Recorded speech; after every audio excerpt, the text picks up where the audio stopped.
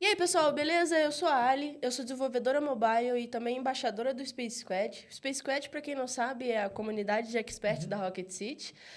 A gente está aqui para compartilhar conhecimento através de várias iniciativas. Algumas delas são os Space API, que acontecem no Discord da Rocket City, publicações no blog, os meetups que acontecem por todo o Brasil, são eventos presenciais. Você pode acessar o meetup.com na página da Rocket City, que vocês têm acesso aos próximos que vão acontecer. Ou você pode ficar de olho no nosso Instagram, que sempre está aí na descrição, que a gente publica tudo que a gente está fazendo por lá. Então, se você quiser saber o próximo episódio de podcast, receber spoilers, né? Tem sempre spoilers por lá.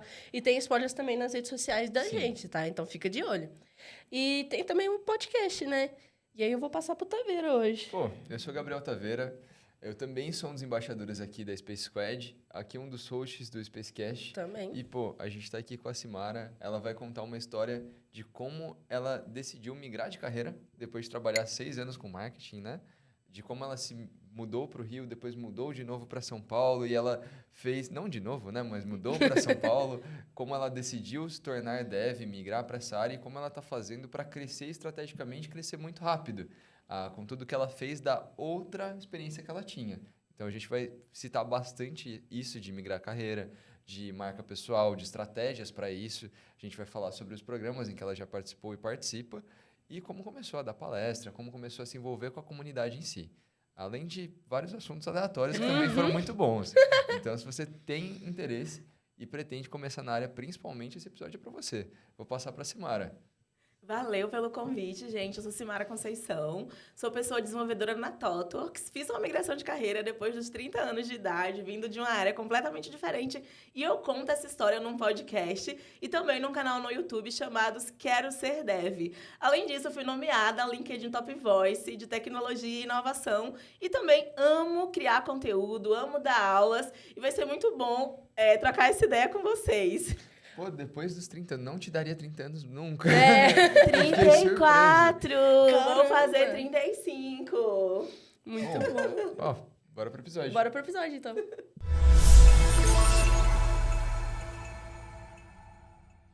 Quero ser dev. Uhum. Aí eu falei, vou contar essa história na internet. Aí eu comecei com podcast, comecei a criar conteúdo nas redes sociais. E ano passado eu comecei com um canal no YouTube também. E aí eu conto minha história de migração de carreira e acabo fazendo alguns tutoriais, falo do que acontece no meu dia a dia de trabalho, pra galera que tá iniciando de uma forma descomplicada. E você migrou de que área? De marketing. Marketing Legal, você digital. fez por Marketing, quanto comunicação. tempo? Por que você decidiu, Nossa. assim? Cara, eu tinha uma pequena agência de marketing, mas não foi assim, eu sou herdeira, vou criar uma agência, uma coisa... Não foi nada disso. Eu quis um emprego numa agência, fiquei muito tempo aplicando, não me deram meu emprego, eu falei, vou criar minha própria agência. Sim. E aí eu criei uma pequena urgência de marketing digital. Eu fiquei atuando por 6 anos, e aí chegou a pandemia.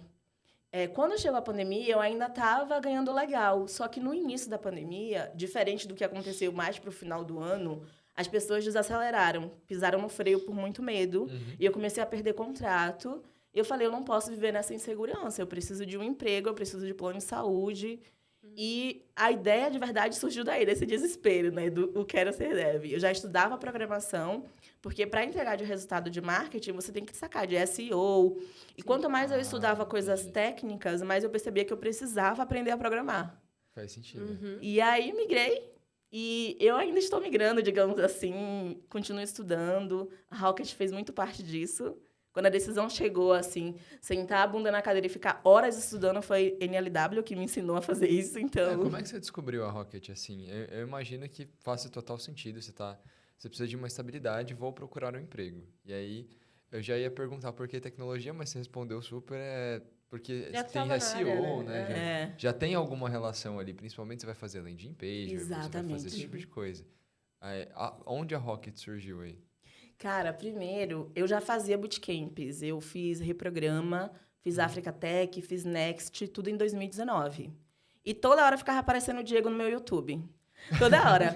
Só que eram conteúdos que eu achava muito avançado pra mim. Eu falava, ainda não cheguei lá. O Diegão é já do GoStack, né? Era a época do GoStack. E aí, o que eu fazia? Eu ignorava com sucesso. No final de 2019, eu tentei fazer a NLW. E, tipo assim, eu travava, eu falei, desisti. Foi a primeira que eu comecei a desistir. Não se chamava NLW na época, era outro nome. Omnistec. Omnistec. E aí, beleza. Tentei, falei, não vai, não é agora, beleza. E deixei esse nome guardado, né? Rocket City, vi a cara do Diego que toda hora aparecia. E aí, tranquilo. Quando foi em 2020 que eu tomei a decisão, já eram, assim, quase 2 anos estudando. Foi o ano de 2019 inteiro. E em outubro de 2019, teve a NLW. Eu falei, é agora. Agora eu vou. E, tipo assim, era uma aula de 2 horas. Eu ficava 8, 10 horas fazendo. Porque eu voltava o vídeo. E Diego fala no 2x. E eu, meu Deus... E foi a primeira vez que eu fiquei realmente muitas horas sentada estudando e praticando.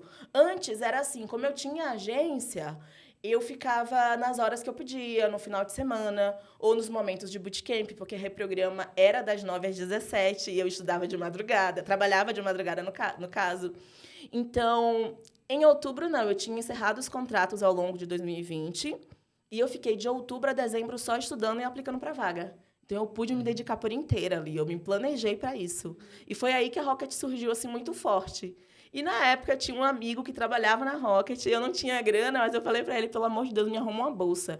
Eu faço qualquer coisa. Eu divulgo a Rocket. Eu escrevo posts me contando como eu estou aprendendo. E foi isso que eu fiz. Eu consegui uma bolsa ainda era GoStack, na época. Depois que virou... Como que é o nome mesmo? Agora é Ignite. Ignite. Depois virou Ignite. E até hoje, volta e meia, porque minha bolsa, obrigada, Rocket City, é vitalícia. Volta e meia eu vejo uma coisa, volta na plataforma, dou uma estudada. Então, foi assim que a Rocket chegou. Graças a Deus não saiu mais. Participei do Alumni com o Maicão. Já participei do Assemble algumas vezes ano passado. E foi maravilhoso. Inclusive, eu fiquei sabendo que você participou como palestrante no primeiro Assemble. Eu estava no primeiro Assemble. Você estava? E você entrou lá como palestrante, mas você ainda era de júnior. liderança, mas como um júnior, né? Como é que foi isso? Na verdade, eu já tinha me tornado pleno, né? Mas eu estava ali no iniciozinho de me tornar pleno. E eu sempre, como eu já tive uma agência, eu tenho outras habilidades que uma pessoa júnior, iniciante em programação, geralmente não tem.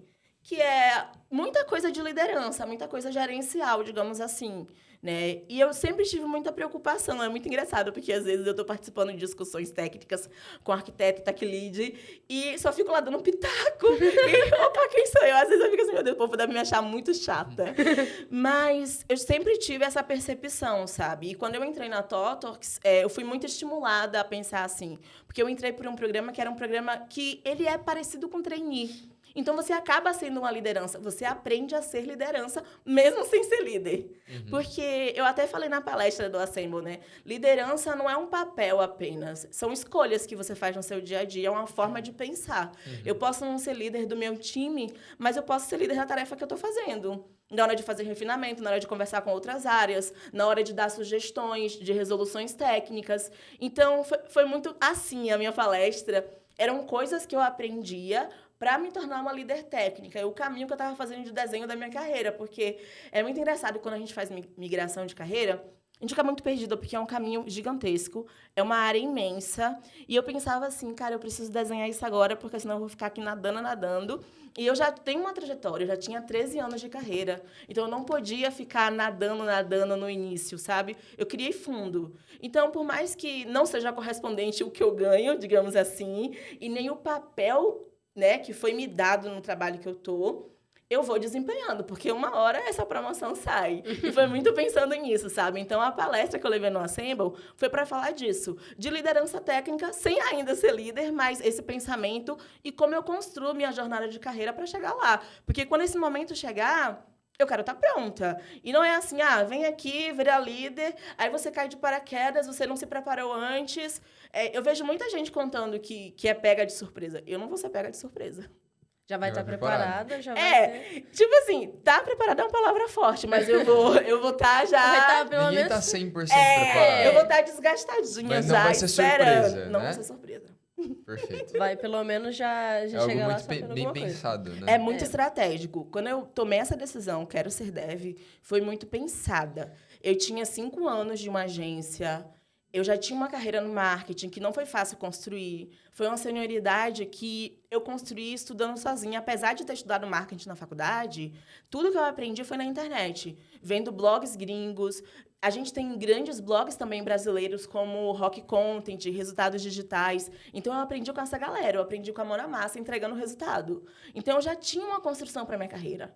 Então, quando eu decidi migrar, foi tudo muito estratégico, sabe? Eu me planejei, eu passei, 2020 encerrando contratos, guardando grana, para ficar 3 meses só estudando. Então, eu sabia que em janeiro de 2021 eu precisava estar empregada. E quando eu chegasse nesse emprego, eu precisava saber quais passos eu teria que dar para me tornar uma pessoa líder na minha área. Sabe? Então, Isso, você já entrou com o objetivo de se com tornar esse líder. pensamento. Sim, Não aconteceu ainda. Mas vai. Mas eu tô no processo- caminho. É um processo que, mesmo planejado, ele demora. Sim. Assim, Sim. Você pode demorar 10 anos, você pode demorar 3 anos. Mas se você for estratégico, né? É muito mais rápido. Exatamente. Como que funcionou pra você fazer essa estratégia? Tipo, você realmente pegou um papelzinho e foi escrevendo? Literalmente. Eu uso muito bloco de notas, ó. Acabei de pegar a ideia que vocês me deram e anotei. Então, se eu for catar aqui, tem muita coisa no meu bloco de notas. Eu uso muito caderno também. E foi basicamente assim. E muito tempo de terapia. Porque eu vou descobrindo, vou me questionando, eu vou entendendo o que faz sentido pra mim ou não. O que é ultrapassar limites meus ou o que eu aguento, por exemplo. Um questionamento que eu sempre escuto das pessoas que veem meu conteúdo é: poxa, mas eu vou largar uma carreira de tantos anos pra virar júnior? Mas, assim, é estratégico. Você dá 2 passos para trás, que não são para trás, porque você está aprendendo habilidades novas. Mas, em relação à grana, pode ser para trás, sim, né? Quem está há muitos anos na carreira. Mas, com pouco tempo e pouco esforço, bem entre aspas, você consegue, se você for estratégico, continuar crescendo. Porque você traz outras habilidades que pessoas que estão começando agora não têm. Perfeito. Você não começa da estaca zero. A Você não- gente exato. falou isso muito com o Dan Vitoriano sobre o Devs 40+. Isso, Ele é falou isso. Na migração de carreira, isso a gente viu com a Nádia. A gente tem vários Sim. exemplos de pessoas que, ficou 20 anos numa área e foi virar dev. Não Você significa que você ainda tem reiniciou. 20 anos numa área, velho. Se você tem 6 anos numa área, você ainda tem os 6 anos. Você já sabe tudo de lidar com pessoas, você já sabe como se portar no mercado de trabalho, você sabe o que fazer. Você só precisa aprender a parte técnica. O resto, você já está mil anos na frente Isso. do resto. Principalmente que a coisa que mais buscada num júnior é realmente essas habilidades fora técnica. Né? Você passa de júnior para pleno e assim, sobe um pouquinho o técnico. Mas ali o de pleno para sênior, o técnico já não é o que difere tanto. O que difere tanto é o resto das habilidades. Eu tô percebendo isso. Mas eu me cobro muito para melhorar tecnicamente. Eu tenho essa cobrança muito grande, mas eu percebo o quanto eu entrego valor e eu recebo esses feedbacks, sabe? Do quanto eu trago as minhas percepções, faço as minhas colaborações e o quanto isso tem valor. E eu ficava, achando, cara, e eu tinha, por mais que eu tomei essa decisão, fiz essa estratégia, mas eu tava com medo. Eu fiz tudo isso com medo. Eu sou ser humano, sabe? Eu não sou uma Claro. super heroína de que, ai, como ela é estratégica. Esses dias mandaram no meu story, ai, é angelical. Gente, não. Eu fiz tudo isso com medo. Me cagando de medo de dar errado, porque era a minha vida, era a minha carreira. Você tem a sua segurança de 3 meses, mas se não E der depois? certo, mas a gente tem que ir. Eu tinha que ir de qualquer jeito. E aí, como é que foi? Deu certo nos 3 meses, então? Você Deu conseguiu? certo. E como é que você foi? conseguiu? Foi a base de muito choro. Eu estudava muito choro e muito código, sabe? Eu estudava muito, consegui essa bolsa na Rocket, então comecei a fazer o Omnistack na época. Omnistack não, GoStack, né? Comecei a fazer... todos os nomes eu vou misturar aqui, tá, gente? É muito nome é muito nome. Comecei a estudar no GoStack e aplicando para vagas. Então, muita coisa que eu aprendi foi durante os processos seletivos. Vamos lá. Testes foi durante o processo seletivo. Estrutura de dados foi durante o processo seletivo. Cara, muita coisa. TDD, Pair Development, que são coisas que eu uso hoje em dia no meu dia de trabalho, eu aprendi durante o processo seletivo. Eu ouvi falar a primeira vez durante o processo seletivo. Sabe, orientação a objeto, coisas assim. Por quê? Na época que eu fiz os bootcamps, foram os passos iniciais. Minha primeira página, minha primeira API, eram tudo muito inicial. Eu fiz o curso do Next, que era um curso mais avançado, que foi até com Java, falava de arquitetura, mensageria. Naquela época, eu entrava por aqui e saía por aqui. Eu falei, ó, não estou entendendo nada, um dia eu sei que eu vou precisar disso. Hoje em dia eu trabalho com isso e eu lembro, cara, era isso. 4 anos depois eu penso, nossa, era isso que aquela professora quis me dizer. Mas foi bem assim, sabe? Foram esses 3 meses, de outubro a dezembro. E aí muita coisa aconteceu na minha vida. Estava na época de pandemia, então era um momento muito conturbado para mim. Muito conturbado, psicologicamente, financeiramente. E essa pressão de dar certo. Mas eu já vivi essa pressão na minha vida, né? Eu sou bissexual, preta e gorda. Então, assim, eu já vivo essa pressão, né? Então, não é que é bonito falar sobre isso, mas existe. E eu aprendi a ter estratégias para poder vencer essas barreiras ou para furar essas bolhas e quebrar esses obstáculos. E foi isso que eu fiz. Eu estava muito decidida. Eu virava à noite estudando. Eu fiz muito processo seletivo. Eu aplicava para vagas em inglês, sem o inglês estar 100%, só para aprender e ter essa experiência. Eu aplicava para vagas que era para sênior, sendo que eu precisava de vagas para júnior. E eu fazia o processo seletivo. Às vezes eles ficavam curiosos. O que essa menina está aplicando aqui? Vou falar com ela. É o melhor jeito. Pô, se você conseguir, mesmo que você falhe numa entrevista de sênior, o tanto que você vai aprender para a próxima entrevista. Se você fizer umas 10, eventualmente é capaz até você passar. Mas se você fizer uma de júnior, então você vai... Já vai Foi isso que aconteceu. Eu fiz tanta entrevista para pleno, sênior e vaga gringa. Quando chega a pergunta de júnior, você acha até bomba. Quando chegou a minha, eu estava pronta. Era a minha vaga. Eu queria essa. Por quê?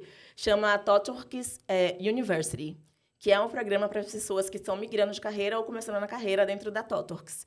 Então, eu queria muito essa vaga, porque eu sabia, antes o programa era internacional. Você viajava para uma unidade da TOTWORKS da China ou da Índia. Tem na China, ficava, você ficava imerso lá 2 meses, aprendendo com a mão na massa em outro país. Mas, como foi a pandemia, não deu para ser esse programa. Caramba, então, TOTWORKS leva a gente pra China. Precisou ser online. E aí eu fiz online. Que triste, né? Podia ter ido pra China. Ai, queria. Eu tô torcendo pra esse momento voltar. Eu quero viajar, me leva. Mas foi assim. Então, eu queria muito essa vaga, porque eu sabia que eu ia ter espaço para continuar aprendendo, porque eu sabia fazer projeto sozinha. Né? Eu estava estudando, eu sabia criar do zero projetinhos, eu fazia algumas interfaces ali com React, por causa do Diego, eu fazia API, na época era Dani, né? Então, assim... Dava para saber, mas trabalhar em time é outra parada. Então, eu queria aprender metodologias ágeis, eu queria aprender a entregar software, que não era uma coisa que eu sabia. Eu sabia fazer um projetinho sozinha ali, quietinha, sabe? E eu tive essa experiência, me deram essa oportunidade de aprender durante 2 meses, e eu estava recebendo meu salário, ou seja, aquela preocupação já não tinha mais de, mês que vem se eu não conseguir uma vaga, eu tô ferrada. E eu já estava empregada, mas eu tive a oportunidade de aprender fazendo. E foi um programa maravilhoso. O programa durou 2 anos, só que só os 2 primeiros meses é a imersão e depois você já vai para a conta mesmo, começar a entregar, trabalhar. E eu tô lá até hoje, feliz da vida. Agora você tá como pleno lá, Tô como pleno. Já evoluiu todo lá dentro mesmo. Evoluiu rápido. Rápido, né? Todo dia eu falo pra minha liderança. Quando a gente tem análise de performance, eu falo, o que é que eu faço para virar sênior?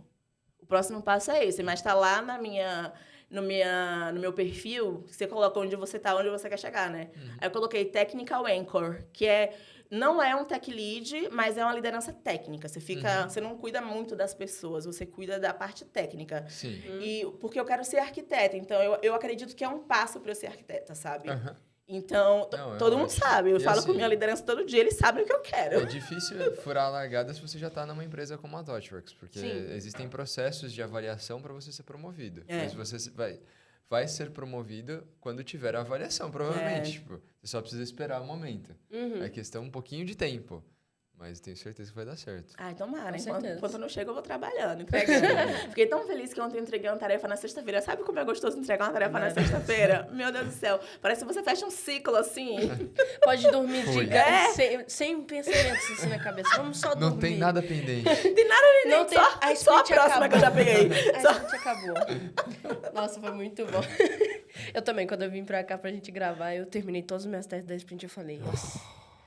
Agora eu posso ficar lá sem prestar atenção, sem ficar com dor de cabeça enquanto eu tô aqui. Sim. Mas, então, pra você foi meio que... Já foi tudo planejado, né? Mas foi meio que mais fácil de você conseguir ter esse crescimento rápido, né? você tá numa empresa que ela tem esse plano de carreira, né? Como que Sim. funciona? Nem Eu não todo sei, eu mundo trabalho tem em plano de startup, eu não carreira. sei o que é. É muito legal, assim, porque quando eu cheguei, quando eu fiz o processo seletivo, eu fui entendendo que era realmente o que eu procurava. Era um espaço que valoriza a diversidade, era um espaço que você consegue ter oportunidade para aprender fazendo e ia te dar essa oportunidade sabendo que você é iniciante. Então, eu precisava muito desse espaço, então eu já entendi. Mas quando eu entrei, eles ensinaram que você é dona da sua própria jornada. Então, é diferente. Não vai ter minha líder não fica em cima de mim. Opa, vem cá que eu quero falar com você. Não, é o contrário. É eu que tenho que ficar. Opa, vamos lá, vamos falar da minha jornada. Então, eu aprendi isso lá dentro. Só que era uma coisa que eu não estava esperando, sabe? Eu estava esperando que fosse o contrário, que a liderança viesse até mim, sabe? Mas como eu vinha do empreendedorismo e eu já era dona da minha própria jornada, não foi tão difícil adaptar. Mas foi doloroso. Eu não diria fácil a palavra, assim, foi mais fácil para você. Não foi fácil, foi doloroso, mas foi possível. E é basicamente isso que eu conto para todo lugar que eu vou, cara. É possível criar uma jornada para sua carreira. É possível fazer migração de carreira. É possível ir mais fundo, ser analítica, ser crítica, em vez de só aceitar a resposta que o ChatGPT tá dando, sabe? Então, basicamente, é isso que eu tento não me perder. Porque também é muito fácil você se perder, você se acomodar. Então, eu tento não me perder, eu tento ficar me relembrando. Vamos lá, por que você está aqui? O que você quer? Da onde que você veio? O que você quer para o seu futuro? Eu fico me relembrando isso, sabe? E eu vejo que você também é muito ativa, tanto nas redes sociais quanto na comunidade, né? Você está sempre palestrando em evento, você está sempre ativa ali. E se eu olhar agora, com certeza você é a cara de algum eventinho que vai sair. Eu queria saber como é que foi essa introdução de você decidir programar, começar a estudar com os cursos da Rocket e começar a ativamente fazer parte da comunidade, a ponto de não só aprender, mas também passar isso para a galera. Nossa, essa foi uma virada muito louca, assim, porque primeiro chegou o convite da Reprograma. Eu fui aluna dessas ONGs, como eu te falei, né? E aí chegou o convite, tem uma aula aqui que a gente está precisando de professora. Eu já tinha sido monitora. Você vai lá e você ajuda a professora para tirar a dúvida das pessoas estudantes, das alunas, vai numa salinha do Zoom reservada, pede para a aluna mostrar a tela. Então, você vai ajudando, né? Então, é meio que devolver para a comunidade o que você recebeu. E eu já fazia isso como monitora.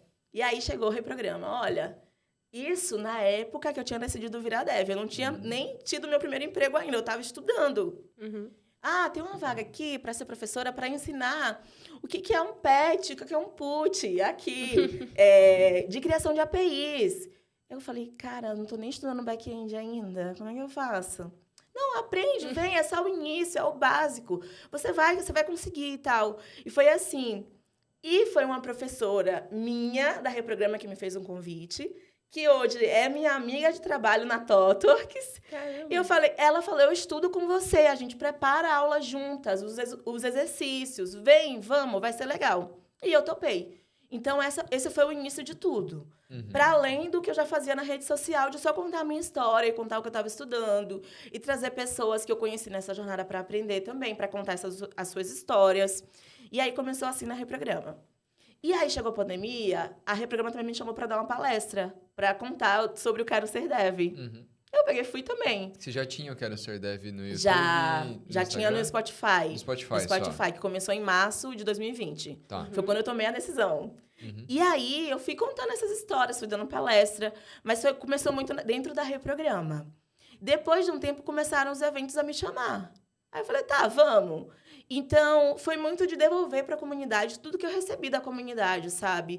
E tem uma frase que eu falo sempre, né? Não há nada que a gente saiba tão pouco que a gente não possa compartilhar. Então, assim, as pessoas que aprenderam comigo naquela turma, PET e PUT, elas estavam no início, elas estavam vendo JavaScript pela primeira vez. Eu já estudava há 1 ano e meio. Então, eu tinha alguma coisa para passar para elas e eu passei, sabe? Aí, depois, eu comecei a dar aula de React, eu comecei a dar aula de Node. E aí dei aula na Preta Lab, dei aula no Movimento Black Money, na Gamma Academy. Então, sempre vai ter alguma coisa que a gente vai conseguir passar adiante, sabe? E foi assim que começou. E aí, de lá pra cá, ficou me chamando pra palestra, pra evento, eu só vou. E aí, uma dessas palestras foi em inglês. Aconteceu esse ano, a primeira palestra em inglês da minha vida. Eu morrendo de medo, e eu fui que fui. Foi assim, Hablando. eu fui hablando. A Jazz me chamou assim, um dia de noite. Assim, Mara, então, vai ter o CityJS aqui em São Paulo e as palestras são em inglês. Queria te chamar. Vamos botar umas caras diferentes, vamos levar, né, a cara... Vamos lá. Aí eu falei, cara, me dá 10 minutos pra pensar. Depois eu te respondo, não vou falar agora, não. Gente, sério, foi 1 minuto. Eu fiz um cálculo assim na minha cabeça. Preciso melhorar no inglês. Para eu melhorar, eu tenho que me expor. Chega de colocar, assim, em segundo plano, porque era sempre em segundo plano. Eu não tô falando agora, não vou precisar, né? Me expor agora. Tá, preciso de tudo, bora. Jazz, você me ajuda? Preciso pensar, pensa aí, vai. Jazz, você me ajuda? Ela te ajuda. E foi assim, comecei a pedir ajuda das minhas amigas, comecei a montar minha palestra, e chamava amiga para ensaiar, e fiz até terapia em inglês com meu terapeuta. Por favor, vamos falar em inglês hoje. E aí, a ficha caiu. Cara, se eu tenho a capacidade de falar dos meus problemas, das minhas dores, dos meus anseios em inglês, eu vou tirar de letra essa palestra. Fui muito nervosa, fiz. Aí hoje eu tenho a coragem de dizer, porra, eu falo inglês, sabe? Porque eu me expus a isso. Então, foi assim também com as palestras, com as aulas, com a criação de conteúdo. Foi dessa forma.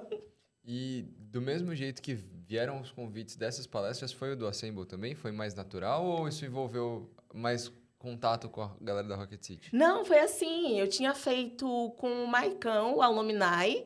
Ele me chamou para contar um pouco da minha história de migração de carreira. E aí, a Jaque veio falar comigo sobre o Assemble. Se eu queria contar. E eu falei, cara, mas eu não sou líder. Como é que vai ser? Eu vou falar o quê? Não, eu sei que você tem alguma coisa para falar. Vai ser legal. Vamos mudar. Acho que a gente precisa ser intencional em mudar a cara dos eventos de tecnologia. Sim. Já chega dessa coisa que é homogênea há vários anos seguidos. Então, sempre chega com essa proposta. E eu topo. Sabe? Alguém vai precisar ser a primeira. É muito triste, mas é a realidade, sabe? Então, eu sei que depois vão vir as outras. E esse processo que hoje é intencional em trazer mulheres pretas para falar de tecnologia e falar de coisas técnicas, eu quero que ele se torne natural daqui a pouco. Por enquanto, é intencional, a gente vai fazendo assim, de pedacinho em pedacinho. E, geralmente, é assim que surge. Eu falei, tá bom, então eu vou contar o que eu vivo, porque eu acho que é mais autêntico. Eu vou contar sobre minha jornada. Eu não sou líder ainda, mas eu quero ser, então vamos lá. E foi muito legal, assim, essa troca. Eu fiz 3 Assembles. São Paulo, Floripa e BH. Foi muito legal. Muito massa. Eu fui no primeiro Assemble, foi muito massa. Eu fui em quase todos de São Paulo, menos no último, que acabou sendo muito perto de hoje. Foi semana passada, né? Foi. Semana passada, não dava pra gente ir, não. Mas achei bem legal que foi bem orgânico, né? Foi uma coisa bem natural você começar a entrar na comunidade, assim. Mesmo que estratégico, ainda orgânico. Sim, ainda estratégico foi começar, mas parece que depois que você começou, você pega impulso, né? Então você fez o primeiro e aí o segundo chamou, e aí o terceiro chamou. Sabe que é assim que acontece? É assim que acontece. Foi assim que aconteceu também quando eu comecei a minha agência. Eu atendia, eu fazia... Primeiro comecei fazendo postagens para redes sociais, para empresas. E eu treinava CrossFit na época. E as redes sociais daquele CrossFit eram horríveis. Aí eu falei assim, opa, me dá o meu plano que eu faço sua rede social. E quando eu fui ver, um fui falando pro outro, de repente eu tinha 15. Caramba. 15 CrossFits do Rio de Janeiro. Eu atendendo. 15. E eu fiquei assim, uou, aconteceu. Caramba. Depois, eu comecei a atender empreendedores negros. Quando eu fui ver, já tinha também uma grande quantidade. Porque eu comecei a trabalhar o boca a boca espalha muito. Com esse senso de comunidade. E eu acho que é o senso de comunidade que faz a diferença. Porque CrossFit é uma comunidade, afroempreendedorismo tem uma comunidade também. Agora, a tecnologia tem uma comunidade para trazer mais diversidade para a tecnologia. Então, esse senso de comunidade muda tudo, sabe? E aí, quando eu acabo fazendo... acaba espalhando e esse retorno é muito automático, sabe? Esses convites acontecem naturalmente e eu fico muito feliz, porque começa a ter uma repercussão. E isso vai mudando o imaginário das pessoas, né? A cara da tecnologia é preta, é feminina, é bissexual, é gorda, sabe? E eu acho sensacional, assim, como as coisas vão acontecendo e o resultado vai chegando. Eu tô amando, eu quero mais.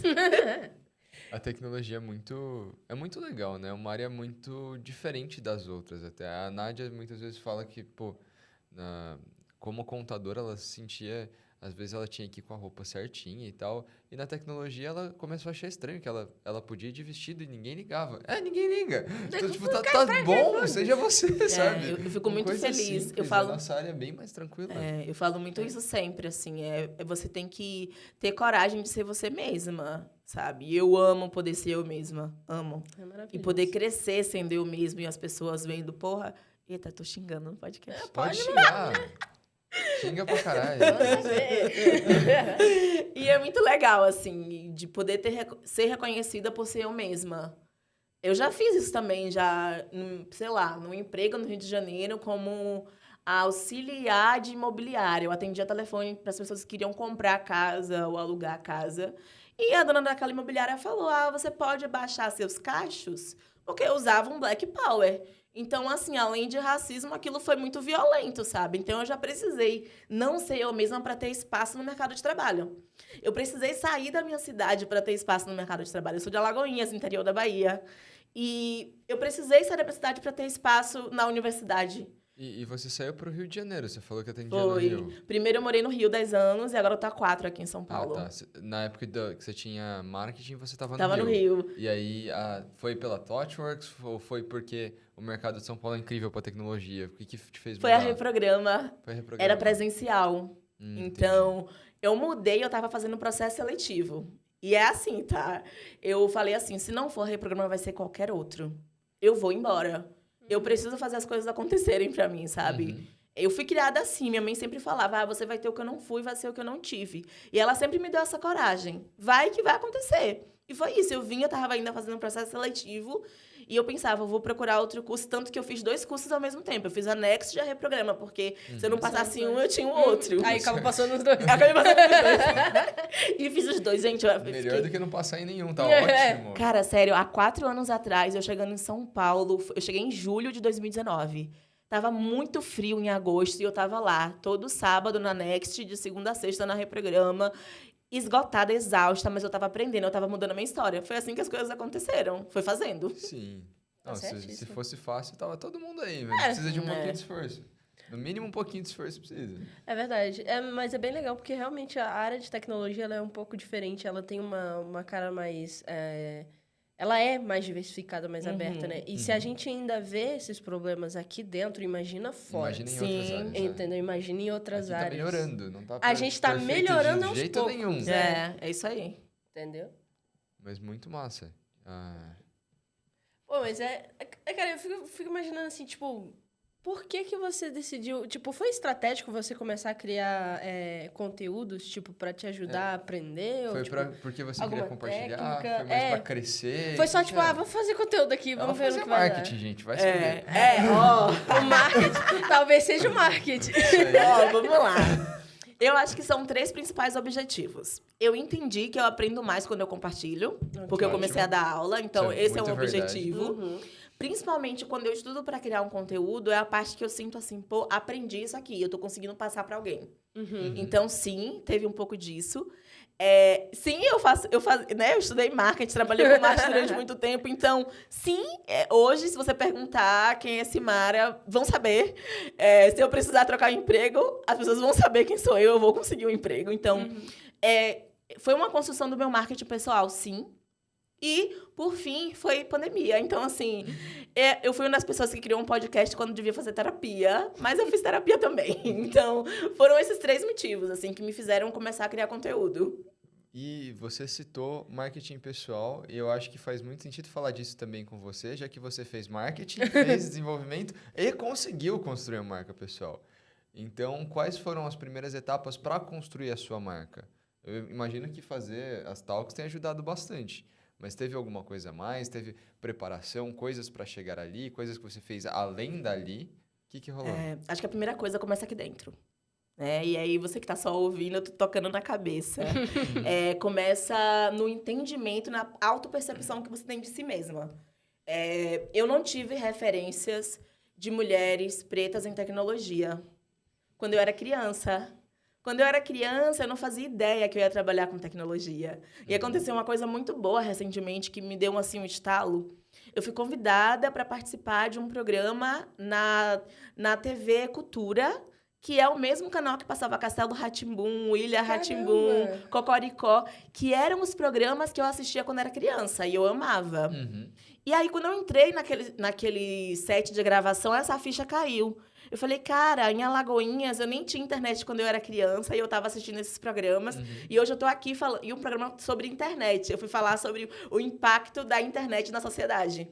Então, eu fui falar de internet na televisão, num canal que, quando eu era criança, eu assistia. E a Simarinha, lá dos anos 90, ela não fazia ideia que isso seria possível para ela. Então, eu não tinha essa referência quando eu era criança. Mas, quando eu me tornei adulta, que eu comecei a fazer parte da comunidade de afroempreendedores, por causa do movimento Black Money, que a fundadora é a Nina Silva, que é uma pessoa da comunidade preta e de tecnologia. Ela é uma executiva de tecnologia há mais de 20 anos no mercado. Eu comecei a andar com a Nina Silva. Ela foi minha cliente de marketing, virou minha amiga pessoal, minha mentora de vida. Então, eu comecei a ter essa referência, sabe? A primeira aula, meu Olá Mundo, foi num curso que o movimento Black Money fez, chamado Africa Tech, que o professor era o Alisson Paes, que é do Programação Dinâmica. Então, do canal Programação Dinâmica. Um pequeno. Coisa pouca, meu Olá Mundo. Então, ali eu tive uma mudança de percepção. Eu percebi, cara, é possível para mim. Agora eu tenho referências. Então, foi o primeiro passo para eu começar essa construção. Você se entende, você se vê nesse lugar, aí você começa a pensar, pô, como é que eu faço para chegar lá também? E eu comecei a perguntar. Então, Nina virou minha amiga e virou minha mentora.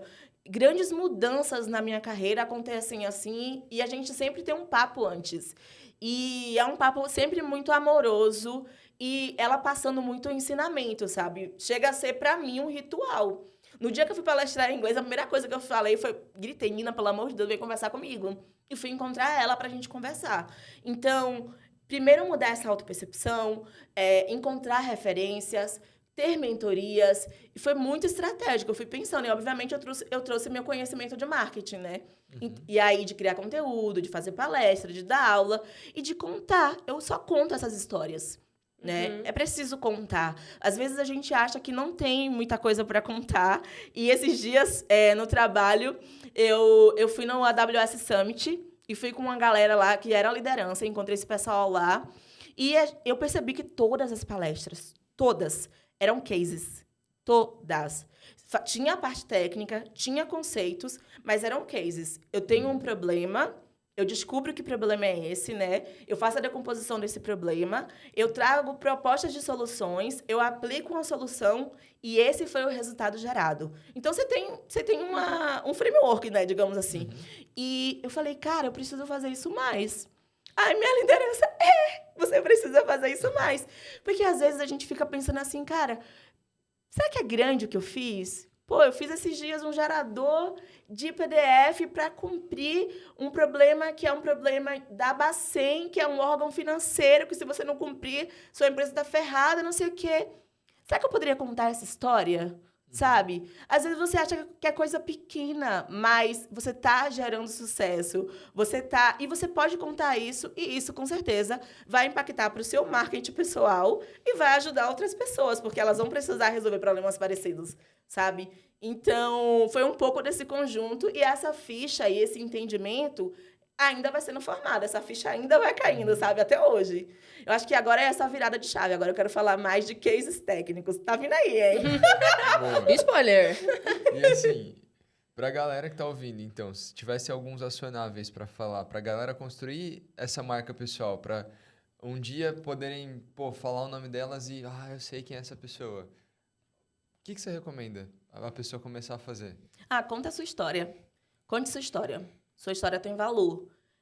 Eu falo sempre isso. As pessoas ficam, mas sua história de migração de carreira. Eu falei, cara, se eu sentar e te convidar para falar no meu podcast sobre você, eu sei que eu vou me inspirar muito com a sua jornada também. Conte sua história. Só comece contando sua história. Tem muito valor. Pô, isso é muito massa. Pode contar... É porque é muito fácil você contar essa história, né? É relativamente fácil. Literalmente você viveu ela, né? Tem uma pessoa que vai saber dessa história. Pessoas que sabem da minha história. Eu.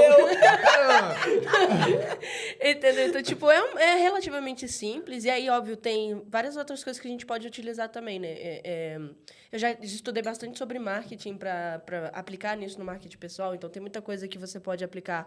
A forma como você fala, como você se posiciona, a forma como você se posiciona nas redes sociais, LinkedIn principalmente, que é basicamente o seu Você currículo. acha que LinkedIn, em forma currículo, de... essas coisas também são então, importantes? Sim. e tava chegando lá, deixa eu terminar. Só pra não esquecer. E aí, a gente entrando nessa parte de redes sociais e tudo, como que você daria, que dicas que você daria pro pessoal que está começando? Eu quero contar a minha história, mas ao mesmo tempo eu quero mostrar no LinkedIn que eu estou fazendo isso.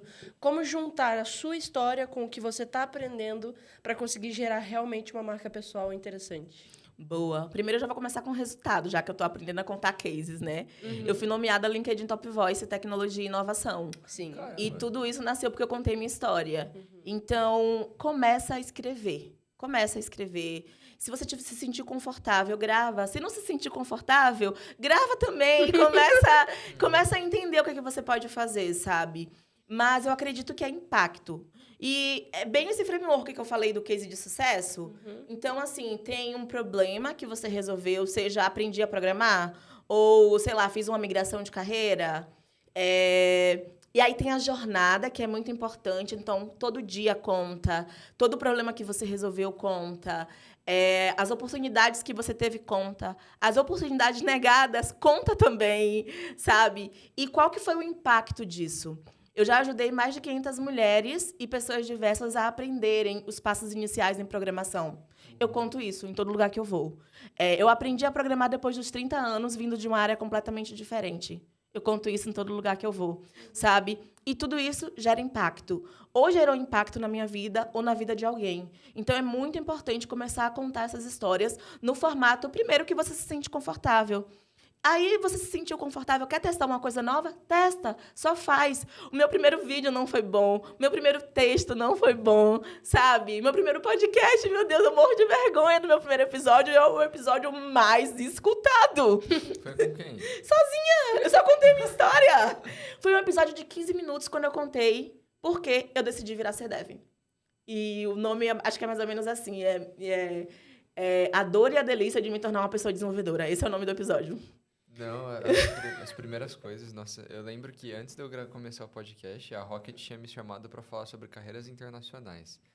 E aí eu Gosto desse tópico, eu tô querendo. Também. Mas eu sentei e falei, ainda nunca tinha gravado nada. Eu sei que hoje em dia vira e mexe e fala, nossa, eu tava ali no Ignite, eu vi que tinha um módulo, eu te vi, não sei o que lá, muito legal. Eu fui reassistir aquilo, eu falei, que? Eu quase implorei, eu falei, já que a gente pode gravar isso, pelo amor de Deus. Já foi umas 3, 4 pessoas essa semana falar que viu esse negócio. Dá um aperto no coração. Dá, E eu uma fui, vergonha, cara. Já devia ter sido postado há um ano, eu fui ver, realmente postaram? Sabe outra coisa? Lembra do primeiro repositório na GitHub? Nossa, eu morro de vergonha. Gente, quando eu tava aprendendo Git, gente, eu fiz uma cagada tão grande que eu precisei... Ninguém conseguiu me ajudar. Era um computador velhinho de 2013. Ninguém conseguiu ajudar. Eu perdi meu computador, tá? Só isso. E aí eu perdi minha primeira conta. Eu tive que fazer outra. Então, assim, os primeiros repositórios são um terror. Um terror. E eu falo muito isso pra galera que estuda comigo. Todo exercício que eu peço, eu só aceito se a pessoa fizer um readme. Alô, minhas aluninhas! Tem que fazer o readme. Me conta o que você aprendeu, me conta os próximos passos, me conta o que você está fazendo nesse repositório. O recrutador, se ele vê o projeto, provavelmente ele... Só vai ler o Ele não vai passar se não tiver um readme, ele não vai ver. Gente, o recrutador não vai entender código, ele vai entender o readme. Então, assim, eu peço por isso. E ainda falo, olha, quando você olhar isso daqui, depois de 3 anos, 4 anos, 5 anos, você vai sentir muito orgulho. Eu sinto muito orgulho ainda dos repositórios feinhos, sabe? Foram eles que me trouxeram pra cá. Mas, ao mesmo tempo, dá uma vergonhinha. Então, eu já começo pedindo assim, bota o readme aí, me conta o que você tá aprendendo. Até pra as pessoas também processarem o aprendizado. Porque é tanta informação que você não para refletir o que você tá aprendendo, entra por um ouvido e sai pelo outro. Por mais que você tenha testado, você pode ter copiado, sabe? O código que a professora fez. Sim. Então, acontece muito isso. Às vezes, Eu tive a vantagem e a desvantagem de que quando eu comecei eu não usava o Git. E aí eu fazia as coisas e os códigos ficavam na minha máquina. Eu usava... Dropbox. Eu ficava no Dropbox. Já coloquei Pô, eu código fazia de em jogo Visual meu, tá? Basic. No Dropbox. Eu não sei, eu não comitava Visual Basic, eu nem sei. Pô, eu girava um executável. Hoje em dia eu faço JavaScript, eu nem sei o que é executável mais. Aí eu perdi muito código. Então, os códigos, realmente, quando eu iniciei, eu não tenho mais em sua maioria. Quando eu comecei a usar o Git, eu já tinha uns anos, assim, que eu sabia programar. Eu ainda olho e eu ainda sinto muita vergonha. Se eu tivesse, quando eu comecei, tipo, já tive paranoia de uns anos atrás, voltar naqueles primeiros códigos do Git e falar, não... Aí eu pego, consertar eu vou agora. consertar. Eu já peguei Esse projeto é o e maior falei, problema, vou é a fazer vontade esse de arrumar. código ruim virar um monorepo. Gente, olha o que aconteceu. Eu perdi o meu código da primeira NLW que eu fiz, gente. Eu passei uma semana inteira estudando 10 horas cada dia, e eu perdi todo o meu código. Vocês não vão acreditar. O que acontece? Por causa do Git. Se você sobe um repositório no GitHub que tem um package JSON, e que é um repositório Git, e dentro dele tem outro repositório Git, ele se perde. O código não sobe, dá um erro lá e o código não sobe. Já passou por isso?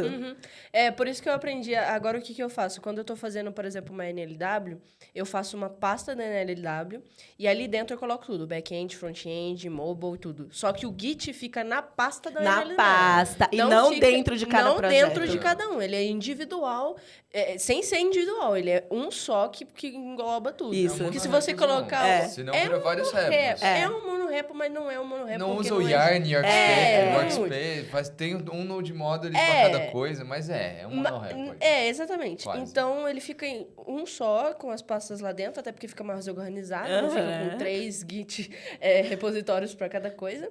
E porque ele dá problema, já me ocorreu, só que eu vi antes, eu percebi antes. Aí, o que aconteceu? Não era mais o computador velhinho de 2013, era um outro computador que deu pau também. Eu acho que, coitada, o React era muito pesado antes com Create React App, né? Então, assim, ferrou. Porque eu estudava, eu usava. Aí, o que aconteceu? Deu pau no computador e eu jurava que meu código tinha subido. Eu jurava. Quando eu fui ver, tava lá uma pastinha com uma setinha dentro dizendo... Aí, quando eu entrei, nada de código. Eu falei, cara, eu perdi meu código. E é isso. Meu primeiro projeto que eu amei, senti muito orgulho, porque era back, era front, web e era mobile. Foi a primeira vez na minha vida que eu fiz tudo isso em uma semana e eu não tenho meu código. Por causa do Git. Você falou do Create React App como se fosse muito passado. Essa semana eu ainda migrei um projeto de Create React App para Vite que eu precisava. Essa semana. Triste. É triste. Por favor, usem o Vite. Usem o Vite. Chega. Não aguentamos mais. Não, nem o React recomenda mais usar o Create React App. Ele não é mais mantido. Eu instalava os negócios naquele projeto e ele me dava uns erros, mas ele falava, deu erro porque tem esse pacote. Porém, o Create React App não é mais mantido, então provavelmente a gente nunca vai arrumar isso. Tá escrito, ele tem um warning no Yarn install. Pelo menos isso, né? Pô, mas, cara, isso do Git é muito louco, porque, assim, quando você tá numa empresa, você usa o Git diariamente. Então, tipo, usa o Git diariamente. E você ainda chora, entre aspas, tá? Estou fazendo entre aspas, porque, assim, você faz Git add, Git commit, Git push. Aí você precisa fazer um revert, você chora. Você deita em posição fetal e chora. Entendeu? Porque, assim, diariamente você só usa isso. É o add, commit, push. Entendeu? Aí, quando você cai nessas coisas, você fica... olha aqui o que eu devia ter aprendido e não aprendi, olha. Não, todo dia eu puxo meus pares. Gente, qual que é o fluxo? Vamos desenhar aqui o fluxo. Muito conflito, muita coisa. Como é que é? Como é que eu faço fazer um para não ter negócio os mais conflitos? complexo, sei lá, eu preciso voltar um commit. Eu faço git reset head 1, beleza. Aí eu quero voltar para uma específica data. Aí eu já começo... Quantos commits tinha? Será que tem um jeito mais fácil de fazer isso? Até você descobrir, sei lá, que dá pra dar checkout direto pro commit, alguma coisa doida do Git, cara, já isso vai... não faz sentido nenhum na minha cabeça. Dar checkout no commit, e aí? E aí? Sabe? O que você faz a partir daqui? Vou falar em checkout, meu... Dos últimos anos, meu comando favorito de Git. Git checkout, ponto. Experimenta fazer. Você perde tudo que você fez, porque geralmente eu faço e jogo fora. Né? Enquanto eu tô aprendendo, eu faço, jogo fora. Não deu certo, faço, jogo fora. Git checkout, ponto, tudo que você fez? Apaga tudo. Eu não quero fazer isso nunca. Não sei por que você me ensinou isso. Imagina fazer sem querer. Credo. Sem querer não dá. Porque assim... Quando eu tava aprendendo no início, eu fazia umas coisas muito cagadas. Isso aqui não vai dar, eu vou ter que jogar fora, eu vou refazer. Ele só, tipo... Ele apaga, tipo... O que você fez, né? As últimas atualizações. O que tá em stage. Assim, eu uso muito a extensão do GitHub do VS Code. E lá tem, tipo, tudo que você alterou. E cada arquivo tem um botão reverter. Que aí você pode... E aí tem um reverter geral. Aí quando eu preciso, eu clico lá e confirmo. Mas digitar o checkout ponto, eu não sei se tem confirmação. Eu não vou nem tentar.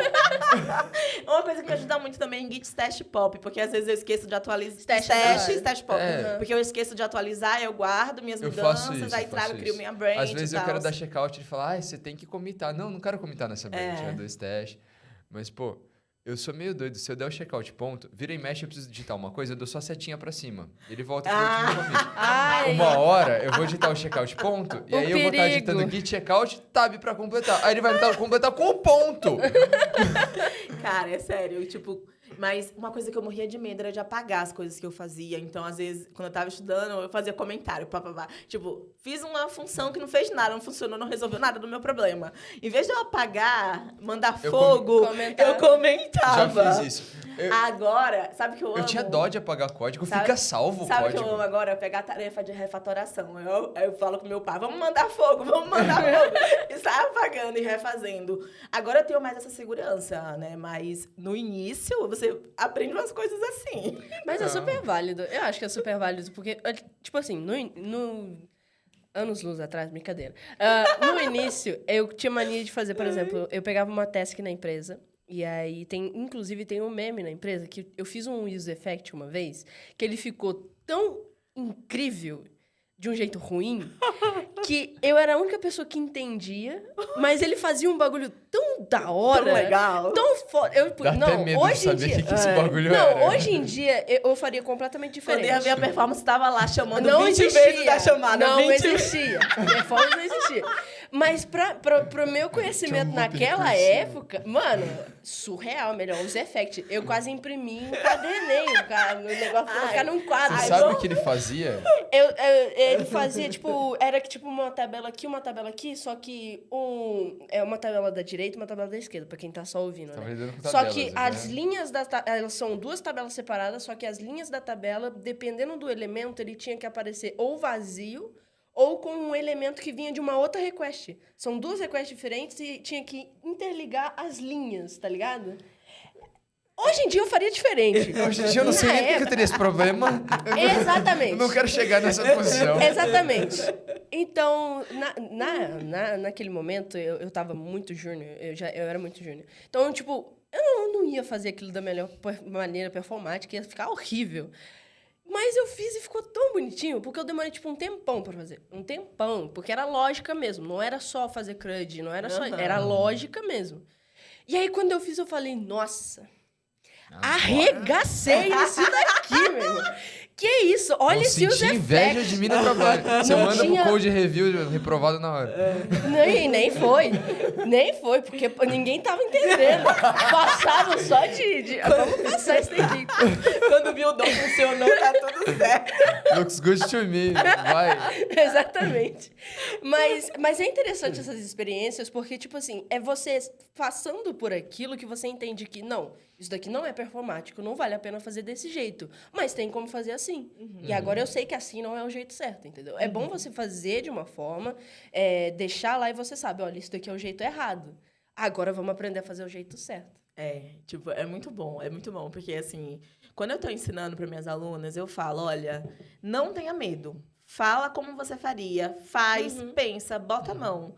Porque quando a gente está estudando, existe a forma que a gente faz quando a gente está estudando. E depois existe a forma ideal de se fazer isso quando você está trabalhando. Mas aí é outra história. Você já passou por várias coisas. Você vai aprender a melhor forma possível, sabe?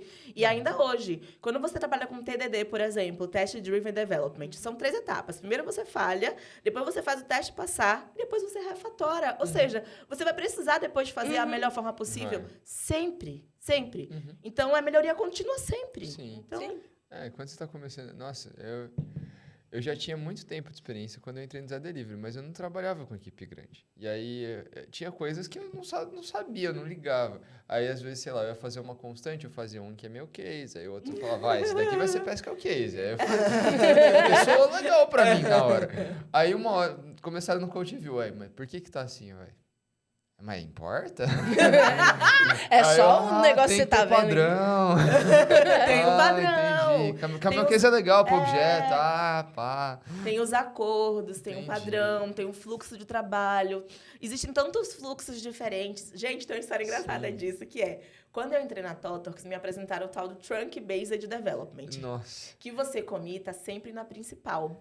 Eu ainda tenho trauma disso. Não, Você gente. pode tentar me vender que isso é bom, mas eu trabalhei com isso, eu chorei. Gente, olha só, quando eu tava nos bootcamps, eu passei 2 anos estudando e sempre me falavam, cria a sua branch, nunca comita na principal. Aí eu entrei no Totorx, a primeira coisa que me falaram, comita na principal. Aí eu... O que está acontecendo? Eu não sabia que existiam fluxos diferentes para você trabalhar o versionamento do seu código. Eu não entendia direito nem os ambientes que você pode percorrer até o código chegar em produção. Eu não tinha a percepção de que quando você cria código, você está criando para a pessoa usuária. Aquilo vai virar um produto no fim das contas. E é muito legal a gente começar a estudar e começar a pensar sobre isso. E começar a pensar, eu não sei fazer ainda, mas eu sei que daqui a pouco eu vou aprender a melhor forma de fazer isso para esse código virar, no fim das contas, um produto, sabe? E aí foi muito louco essa experiência de entender que existem fluxos de trabalho diferentes. E agora, eu troco muito de contexto, porque eu troco de cliente de tempos em tempos. Então, quando eu chego no meu onboard de um cliente novo, eu já pergunto qual é o fluxo de trabalho, quais são os ambientes, vamos lá, me conta, sabe? É Trunked, tchau. Não, eu gosto. Quando eu tava começando, na hora de pegar ambiente também, eu sabia que existia desenvolvimento, um tal de staging, e o produção. E o staging, eu sabia que era parecido com produção. Tinha uma ideia. Aí eu falava, como é que eu vou fazer isso agora? Tive o meu projeto, eu quero fazer. Aí, o projeto que eu tô fazendo, ele parece tudo igual produção. Será que eu crio outro projeto e aí eu vou chamar ele de dev? Aí eu não... tem um negócio chamado brand. Será que eu preciso ter uma brand dev, uma brand staging, uma brand produção? Aí eu tinha... Chegou um momento que eu tinha 3 projetos clonados. Um eu falava, esse é o dev. E eu ficava muito confuso. Qual que era o jeito ideal que isso devia ser? Depois eu comecei a perceber, se eu criar uma PR, ali pode ser staging, esse pode ser o fluxo. E aí o dev é o que está na minha máquina. E produção é quando foi pro servidor. Isso funciona, né? Faz bem sentido. Faz bem sentido, mas até hoje, assim, eu lembro... Trabalhando com Trunk Based, quando eu quebrei a pipeline a primeira vez. Chorei. Recentemente, eu coloquei meu primeiro bug em produção. Chorei. Então, assim... Mas, gente, eu chorei de chorar mesmo, de ficar desesperada, de chamar a líder, pelo amor de Deus, botei um bug em produção. Quando foi ver, foi uma besteira que passou por todas as etapas, passou por teste, por uma galerona, e ninguém percebeu também, sabe? Então, assim...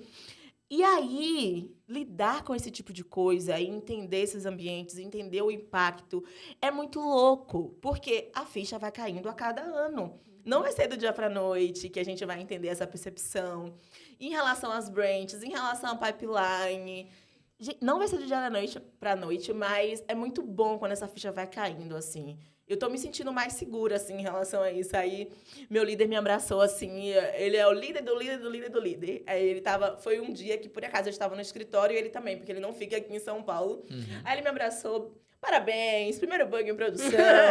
Já resolveu, né? Já, que bom, né? Não teve impacto, não. Não, então é isso aí, vamos lá, continue. Acho que o importante é você estar ali para resolver, né? É isso. Beleza. A partir do momento que aprovaram... o BO já não é só seu, né? Não, o BO é de um vira time. do time. E eu recebi Isso é muito uma cultura acolhimento boa. nisso. É do time, foi o time. E é normal, né? Principalmente na nossa área, a gente tá aqui pra resolver problemas e criar problemas novos, né? Então, Sim, já já impedi pessoas de fazer login no Zé Delivery por um tempo. Todo mundo faz problema. já subiu o white label no aplicativo principal, já fiz um monte de coisa. Tipo assim, é super comum, sabe? São erros que realmente acontecem. O ponto é como você lida com eles. Como você reage, como você tá disponível para corrigir. Eu já resolvi erro do meu celular na rua. Tipo, na minha rua, fazendo commit lá no GitHub. Na rua, lá, tô lá sentada na cadeira, fazendo commit. Vamos lá, tamo lá. Code review Code no review caminho é clássico. Não, já fiz um monte. Então, assim, é como você se porta para poder resolver esses problemas, não o motivo de você ter gerado. Porque, beleza, o ser humano erra. Mas o ser humano também tem que consertar. Tem. E é muito legal essa percepção, assim, tipo, eu odeio errar. Minha mãe não me criou falando, vai lá e erra. Erra pra caramba. Pode errar, erra mesmo, viu?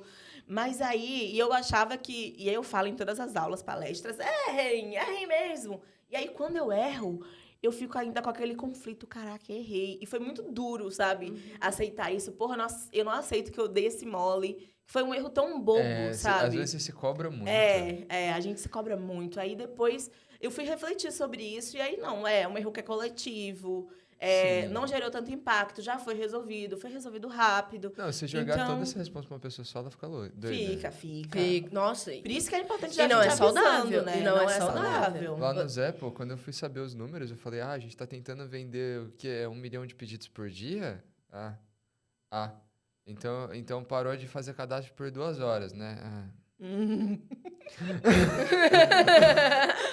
Aí você comenta. Em um pedido é R$40. Numa média aqui, mais ou menos.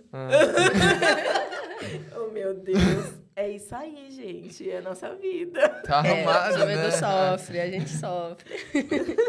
Mas eu acho engraçado que, tipo, quando eu entrei na área de desenvolvimento, o que mais me chamou a atenção foi realmente isso. Mano, eu tô aqui pra resolver problema. Não tô aqui pra fazer nada, tô aqui pra resolver problema. E a gente tá aqui pra passar raiva com bug pra resolver. E eu acho essa a melhor parte. Sinceramente, é a melhor parte. Eu fico puta, choro, esperneio, saio correndo pela casa de raiva. Na hora que... Nossa, sabe aquele momento que você percebe o erro, você fala, putz, não é possível que era um ponto e vírgula, velho. Não acredito que era uma vírgula faltando no JSON, mano. Aí você fica puto, mas é a melhor parte, não tem como. É muito bom. É muito bom encontrar um erro. Muito bom ser não saudável ao ponto de gostar de passar raiva. Não, é muito bom resolver. Quando acontece, eu fico... Mas a sensação de resolução, gente... que eu gosto de jogar videogame. Então, assim, é muito melhor a sensação do que você pegar um chefão e você matar aquele chefão, sabe? Aquela sensação, assim... Nossa, é muito boa. Eu gosto da sensação de você resolver o problema do mundo que você tá jogando e não de matar o chefão. De matar o chefão é só uma parte. O problema é... a parte boa é você passar por a jornada, né? A jornada. A missão. E daí você não volta... é matar o Bowser, é chegar até ele. Exatamente. Não, eu gosto de chegar, mas gosto de matar também. Não, mas matar o Bowser é bom. Eu tô falando assim... Tô falando assim, matar o vilão realmente tem aquela coisa de gratificante e tal, mas eu gosto da jornada. Tanto que, por isso que eu não posso jogar jogo de mundo aberto, porque eu faço tudo menos a linha principal. Chega, ela tá plantando no GTA. Olha! Juro, eu já... Tá lá na colheita do trator, tá anos lá. Fez uma Farmville. Aquele famoso jogo, tipo assim, que você, por exemplo, que deu a possibilidade de ter uma fazenda, esquece! Eu não vou fazer a história principal, que se dane, esse mundo vai acabar. Nunca fez uma missão no Red Dead, tá lá. Eu quero a minha fazendinha aqui, vou fazer aqui os bagulhos. Inclusive, o Stardew Valley muito bom. Entendeu? Tipo, eu sou a pessoa que fica explorando, que fica indo em volta, pra resolver os problemas que estão aqui, não o problema geral. Que legal, sabe? Que legal. Isso é a melhor parte. Bom, Simara, eu acho que dava pra gente falar muito mais tempo, mas tá chegando no nosso tempo. Eu quero abrir um espaço pra você dar qualquer recado que você não tenha falado, ou qualquer dica pra galera aí. E talvez fazer um jabá próprio. Quer falar também? Não, então, Ah, tá. momento jabá. Eu só quero agradecer muito. Tô muito feliz. Eu amo a Rocket City. Sou muito grata por tudo que vocês fizeram pra mim. Tá perto da comunidade é muito gostoso. Então, obrigada por ter me convidado. E é isso, gente. Se joguem. É doloroso. Não é tão gostoso o processo, né? Como ela acha. Ela acha gostoso, né? Eu não acho tanto. Mas o resultado é legal. Compensa. Vai valer a pena, Uma hora o sabe? Bowser morre. Morre!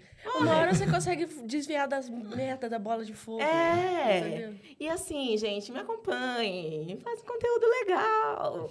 Podcast Quero Ser Dev, canal Quero Ser Dev e também nas redes sociais como Simara Conceição.